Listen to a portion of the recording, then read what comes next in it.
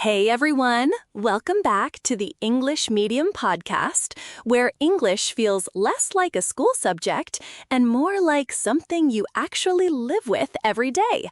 Today we're talking about the strange feeling of being busy, entertained, and still somehow mentally empty. And of course, we're doing it in the nicest possible way, which means we may gently expose a few habits you've been pretending are harmless. No judgment, just a little truth. Because honestly, most of us are carrying the same phone-shaped distractions around.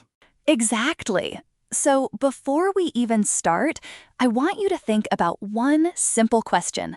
When was the last time you spent at least 30 minutes doing something without a screen and actually enjoyed it?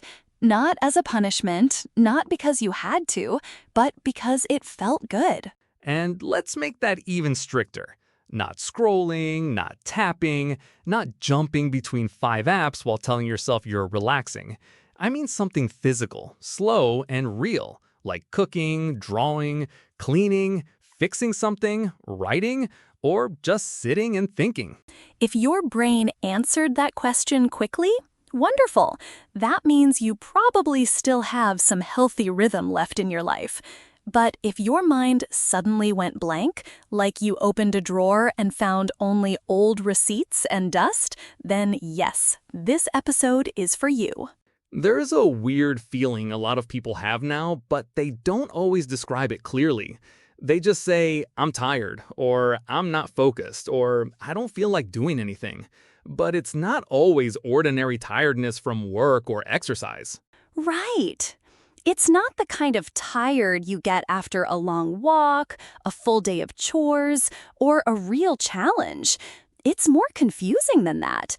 It feels like your brain is heavy, but also empty. Like you consumed a lot of things and somehow received nothing in return. Some people call that brain rot. Dramatic name, sure, but weirdly accurate.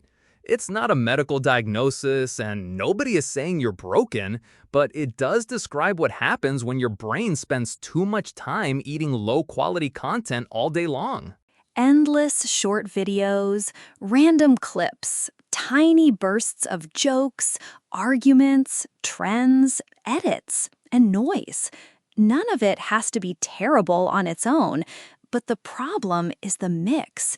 It keeps your attention moving so fast that your mind never really settles anywhere. And the annoying part is that you can spend 2 hours doing that and still feel like you did nothing. Not nothing in the sense that you were dead, obviously, but nothing meaningful. No memory, no progress, no satisfaction. Just a strange blur that disappears. Let me tell you a very relatable story. I opened my phone just to check one thing. Just one thing, Mike. I told myself it would take 2 minutes, maybe less, because I was being responsible and efficient, and I truly believed myself in that moment. Famous last words. Nobody says, I'm gonna lose 2 hours of my life right now, because if they did, they might actually stop. The phone doesn't attack you dramatically. It just sits there politely and offers one more tiny piece of content after another. Exactly. So I checked the time again, and suddenly almost 2 hours had disappeared. Not because I had done anything meaningful, but because I kept moving from one thing to the next. And when I tried to remember what I had watched, my mind gave me absolutely nothing. That is the key detail. You don't remember it because it didn't leave a mark. It may have entertained you for a second, but it didn't build anything in your mind. It was stimulation without depth, motion without meaning, and that becomes exhausting fast. A lot of people say, I'm so busy, but their screen time tells a different story. Your phone is like a very honest diary. It doesn't care about your self-image. It records exactly where your time goes, including every just one more minute you promise yourself. And those minutes are sneaky. They don't arrive as one giant block. They show up one by one, like a quiet little team of thieves. You think you're just resting for a moment, but then the minutes gather together, and suddenly your afternoon has vanished. That's why attention span matters so much here. Attention span is your ability to focus on one thing without getting pulled away by every new sound, notification, or impulse. And a lot of people feel like theirs is getting shorter, almost without noticing. You start reading a book, and after 2 pages, your brain says, let's check something. You try to watch a long video, and it feels too slow. But somehow you watched 80 short videos before lunch without feeling bored at all. That contrast is the whole problem. Maybe the issue isn't that you're weak or lazy. Maybe you're overloaded. Your brain is getting too much stimulation, too many sounds, too many flashes, too many changes. It is like standing in a crowded market all day, with no break, no silence, no pause. And when everything finally becomes quiet, your mind doesn't always feel relieved. Sometimes it feels awkward. It fidgets. It reaches for noise. That doesn't mean you're doomed. It just means your brain has gotten used to constant input and now needs retraining. That's where hobbies come in. And I love this part because hobbies are so simple. People often dismiss them.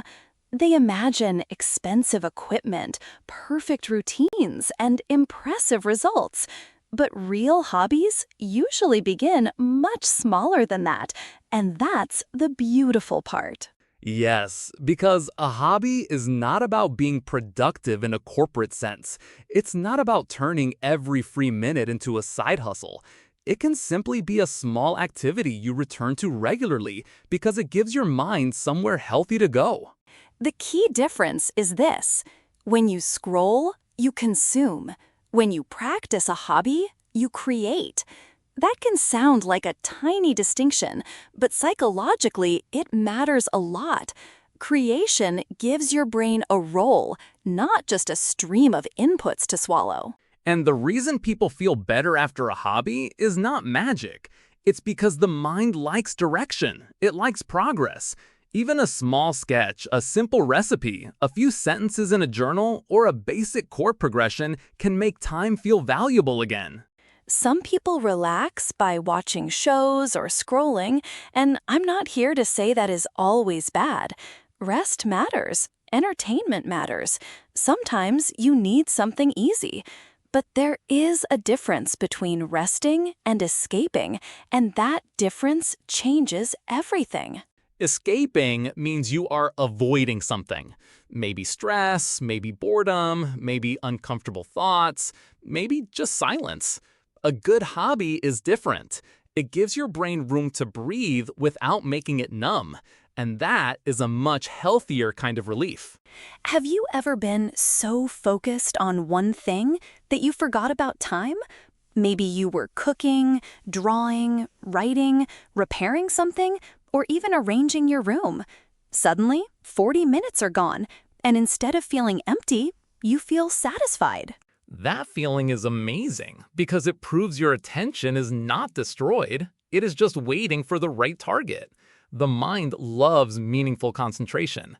It likes the sense that effort turned into something real. That is a very different feeling from passive absorption. And here's something subtle but powerful. Hobbies change your identity. If your free time is only scrolling, you start describing yourself as someone who is always distracted.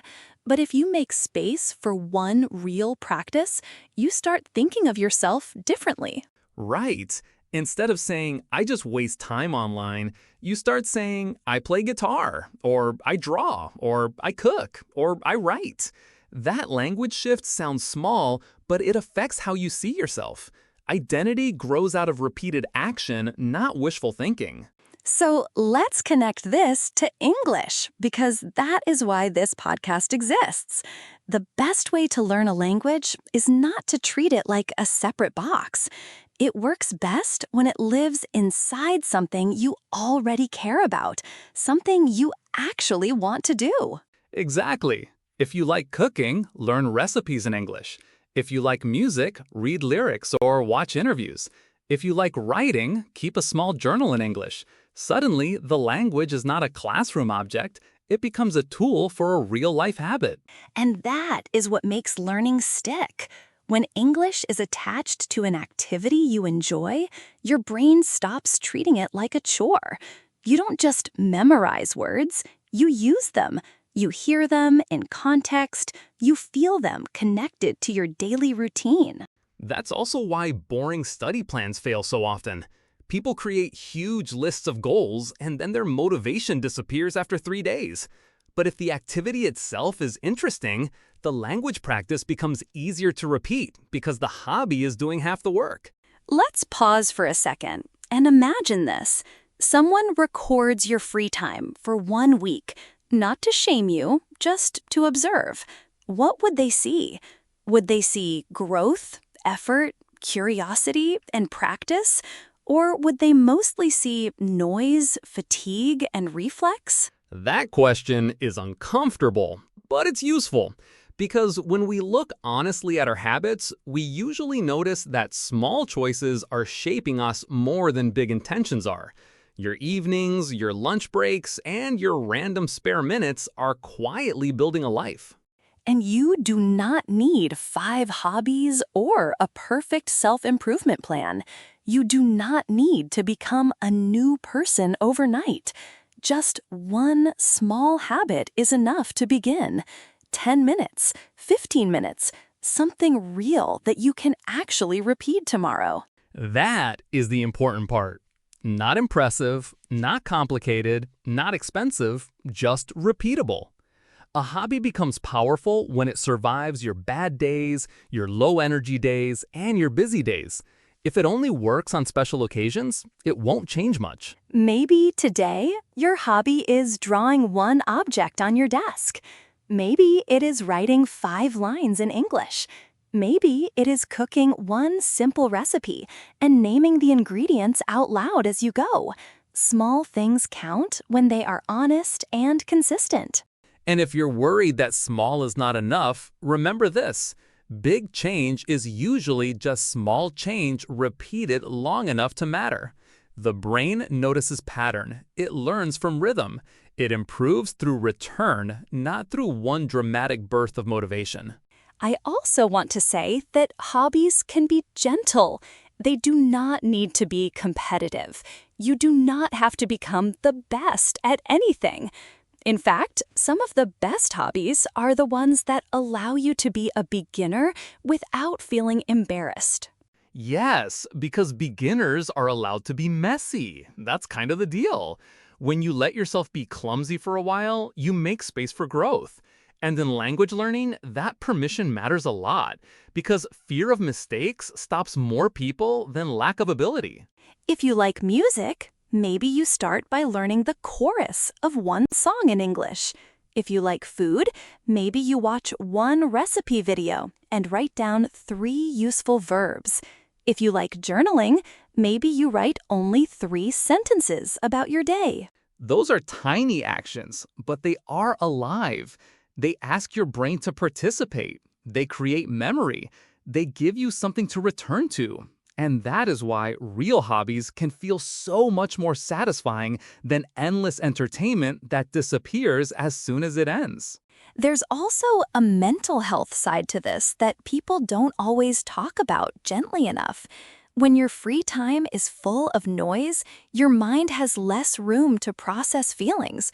But when you work on a calm hobby, your thoughts can move more naturally and clearly. That does not mean every hobby is meditative or peaceful. Some are active, some are messy, some are social, but they usually make you feel more present, not less.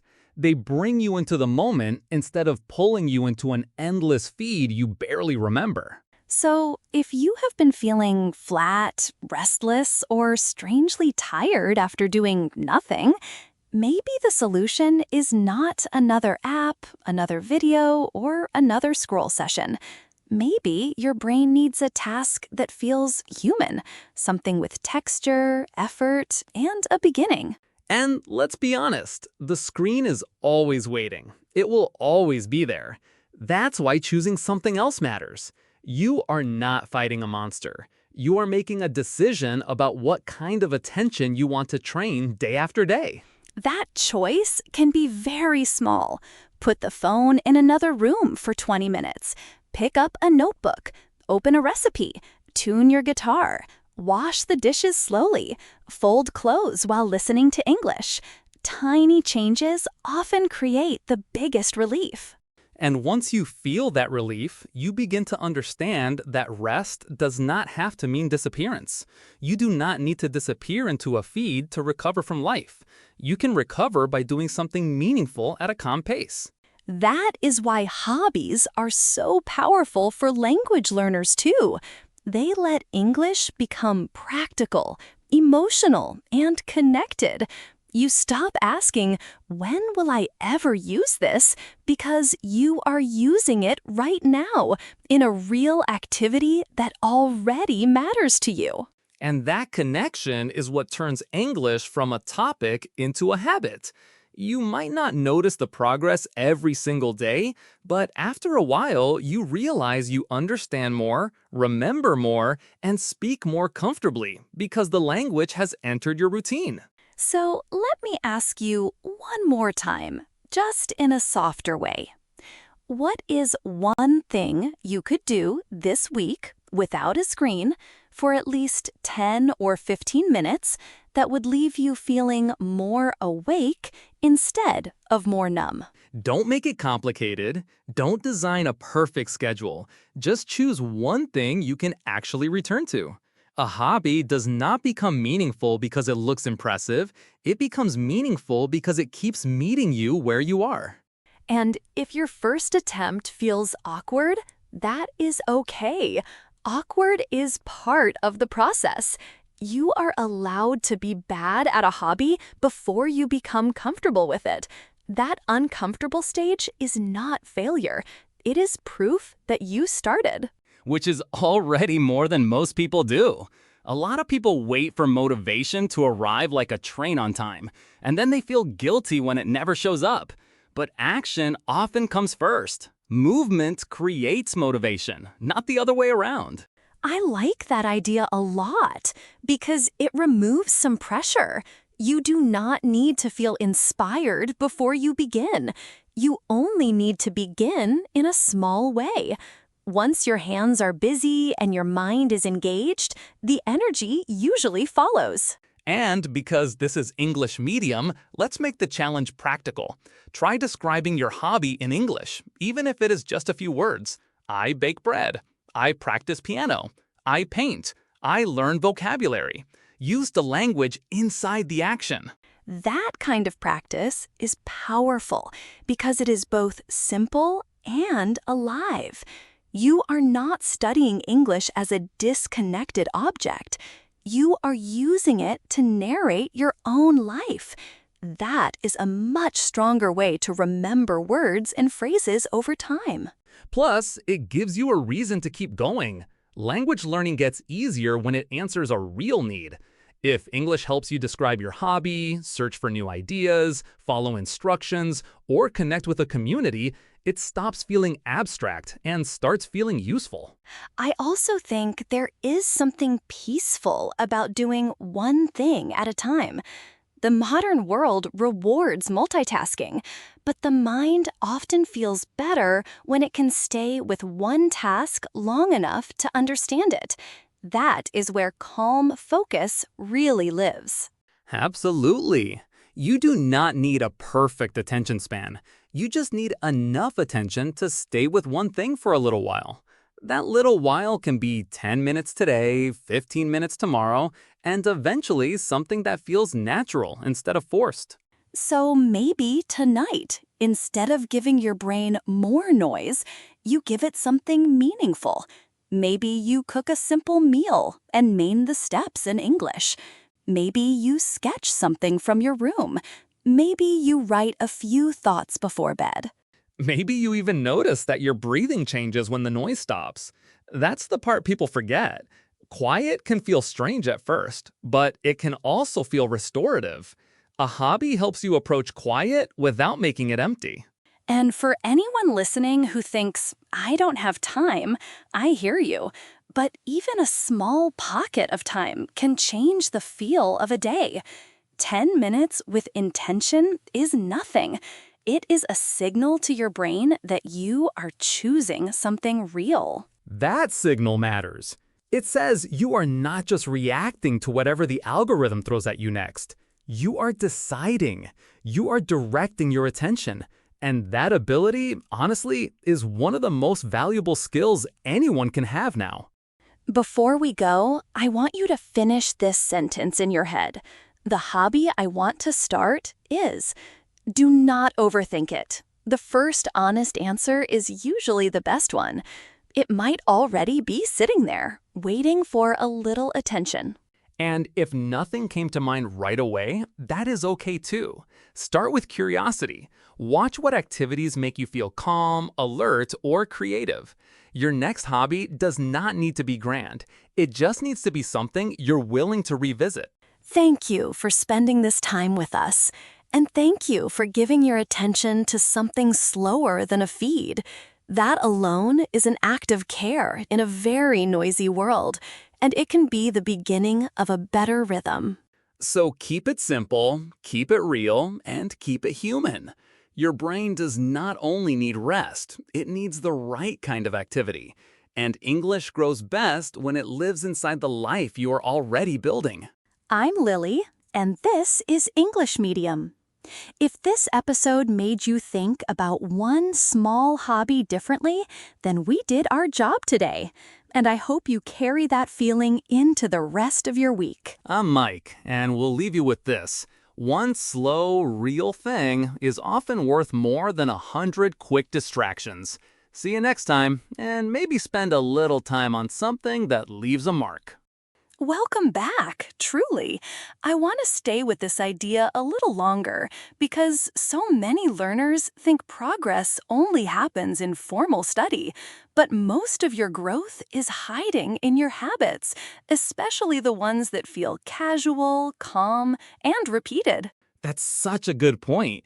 If you only measure learning by textbooks and test scores, you miss all the places language actually lives. It lives in recipes, songs, notes, lists, messages, labels, and the little things you do when no one is grading you. And that's why a hobby can be a language classroom without feeling like one.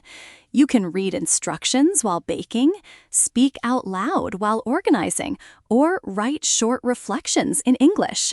Every bit of that is practice, but it doesn't always feel like homework. Homework is the enemy of joy, at least in the way people hear it. But if the activity itself is enjoyable, the language becomes part of the experience instead of the reason you dread starting. That shift can change your consistency almost immediately. I also think people underestimate how much attention improves through repetition. You do not wake up with discipline. You build it by returning to the same quiet action again and again until your brain stops fighting you quite so hard. And once that happens, even small tasks feel easier. A page of reading becomes possible again. A long video becomes less intimidating. A walk without your phone starts feeling normal. It's not about perfection. It's about gradually reclaiming choice. Choice is the key word here. The feed tells you what to look at next, what to feel next, what to think about next. A hobby gives you back a little control, and that control can be surprisingly calming when life already feels busy and fragmented. Exactly. And if you are someone who feels guilty for not being productive enough, I want to say this carefully. Not every valuable activity has to look efficient. Some of the most useful things you do are the ones that help you become steadier inside. That steadiness matters for learners. A calmer, more focused mind absorbs language better. You notice patterns, you remember phrases, and you feel less afraid of making mistakes because your attention is anchored in the activity instead of scattered everywhere. And when you're anchored, you can actually enjoy the process. That is the part people forget.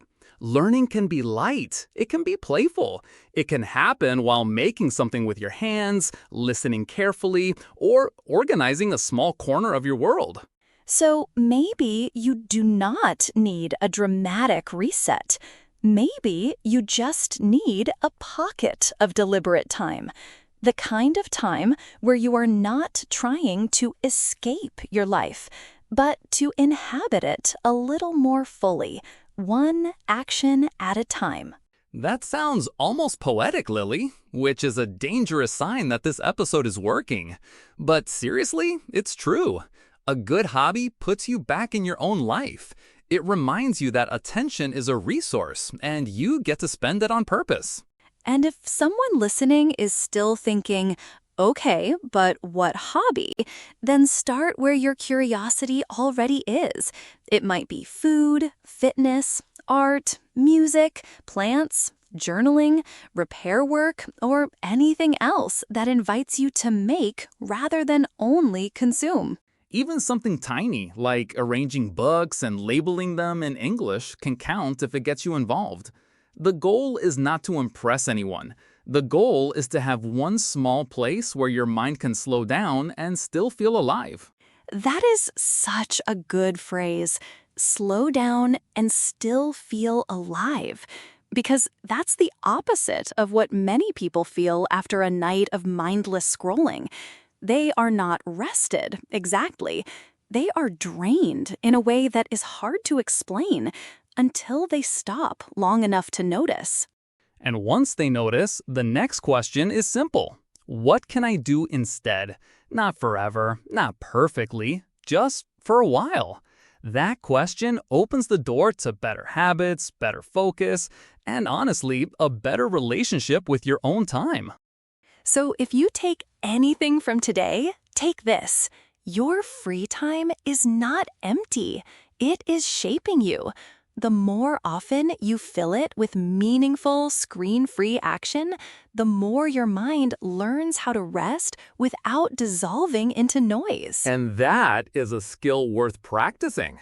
Maybe one day you will look back and realize that the hobby you started for fun became the place where your English improved, your attention recovered, and your sense of self got stronger all at once.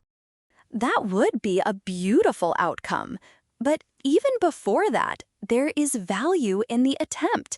Just trying a slower, real activity is already a way of telling your brain that you want something better than endless distraction. So, let's end with a small challenge. Choose one hobby idea, write it down, and give it 10 minutes this week.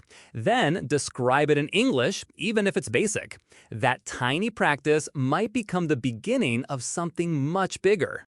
And if you need a little nudge, remember that learning English is not only about vocabulary lists or grammar rules. It is about building a life where the language has a place to live, breathe, and be useful in the real world. That's the dream right there. Not English in a vacuum, but English attached to actual living. Because when language becomes part of your habits, your hobbies, and your attention, it stops being something you study and starts being something you use. Thanks for being here with us, and thanks for listening all the way through this slower conversation. We hope it gave you a little space to think, not just hear. And maybe that space is the first step toward a new rhythm. Until next time, be kind to your attention. Be patient with your progress. And don't underestimate the power of one simple hobby. We'll see you soon on English Medium, where learning is supposed to live with you, not just beside you. Before we sign off completely, let's make the challenge very practical. This week, try one screen-free block of time, even if it is only 10 minutes, and notice how your mind feels before and after. That small comparison can teach you a lot. Yes, because once you notice the difference, you can't really unsee it. One version leaves you foggy, and one version leaves you fuller. And that contrast is powerful. It helps you choose intentionally instead of drifting into whatever is easiest. And maybe that's the deeper point of the whole episode. We are not trying to become perfect or pure or weirdly strict about fun. We're just trying to remember that attention is precious and that not all entertainment feeds us equally. Some things disappear the second you finish them. Other things leave a trace. A hobby, even a tiny one, leaves a trace. It gives you a memory, a skill, a little confidence, and often a more peaceful mind than you had before. So, if you've been waiting for a sign to start something small, maybe this is it. Open the notebook, pick up the pen, put the ingredients on the counter, tune the instrument, step away from the feed for a minute, and see what remains. What remains is usually you, a little quieter and a little clearer than before. And that version of you is worth meeting more often. Thanks for listening, and we'll be back next time with more English you can actually carry into your day. I like ending on that idea because it feels honest. English is not just something you hear from us and forget. It can become the language of your routines, your interests, and your small daily choices, which is where real progress begins. Exactly. And if today's episode pushed you to notice your habits without shaming yourself, then it did the job. Awareness first, pressure second, action third. That order matters, and it makes change feel more human. One last reminder, start tiny. The goal is not to build a masterpiece overnight. The goal is to create one repeatable, screen-free moment that feels real enough to matter and easy enough to try again tomorrow. That tiny moment can become a ritual, and rituals are powerful because they tell your brain what kind of life you're living. When your habits are intentional, your days feel less like a blur and more like a place you actually inhabit. So wherever you are right now, maybe imagine the hobby that gives you energy instead of taking it. Picture yourself learning, making, or moving without a screen in the way. That picture is usually more reachable than it first appears. And if the picture feels fuzzy, that's okay too. Clarity comes after contact, not before. Touch the work, spend the 10 minutes, and let the shape of the habit reveal itself slowly. That's how real change usually behaves. We're going to leave you with that. Slow, real, meaningful activity. Not because screens are evil, not because entertainment is forbidden, but because your attention deserves a place to land where something can actually grow. Thanks again for hanging out with us today. We hope you found a small idea to try, a sentence to remember, or maybe just a little nudge to choose one real thing over one more scroll. And if you do start something new this week, tell yourself the truth about it. This counts. Even if it's messy, even if it's tiny, even if nobody else sees it yet, it counts because it changes how you spend your life. That's a pretty good place to stop. We'll see you next time on English Medium, and until then, keep your attention somewhere that feels alive, not just occupied. Sometimes the simplest habits become the most memorable ones. A page of notes, a 5-minute sketch, a recipe tried once, or a short walk without your phone can quietly reset the tone of a whole day, and that matters more than people think. It really does, and that's why we keep coming back to these topics, because the big changes usually begin with ordinary choices repeated in ordinary moments. You do not need a dramatic reinvention. You need a small practice that stays. If English can travel with you into those moments, even better.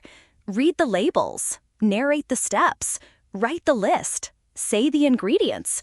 The language becomes sturdier when it serves the life you are already living. That's the whole philosophy in one sentence, honestly. Real life first, language inside it, attention protected along the way. It sounds simple because it is simple, but simple things repeated with care can be incredibly powerful. And because we are all trying to make better use of our time, I hope this episode leaves you feeling encouraged rather than criticized. The goal is not to feel bad about your phone. The goal is to feel ready for something better. Ready is a good word. You may not be perfect, but you can be ready. Ready to put the screen down, ready to pick up the hobby, ready to let one calm activity give your mind a place to rest and create at the same time. So let this be the episode where you stop calling every empty minute lost time. Some of those minutes are actually waiting for you to fill them with care, attention, and a little bit of curiosity. And when you do, you might be surprised how much lighter the day feels. Not because life got easier all of a sudden, but because you stopped feeding your brain only noise and started giving it something with texture. That texture is what makes a memory stay. It's what makes a habit real. It's what makes learning feel less like work and more like living. That's the kind of English we love sharing here.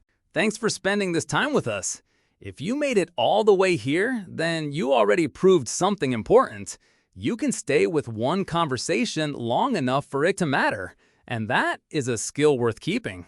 I'm Lily, and I hope this gives you one small reason to choose a calmer habit tonight. Not a perfect one, just a real one, because real is enough to start changing the shape of your day. I'm Mike, and I'll leave you with this final thought. Attention is a kind of life, and hobbies are one of the best places to spend it well. See you next time on English Media.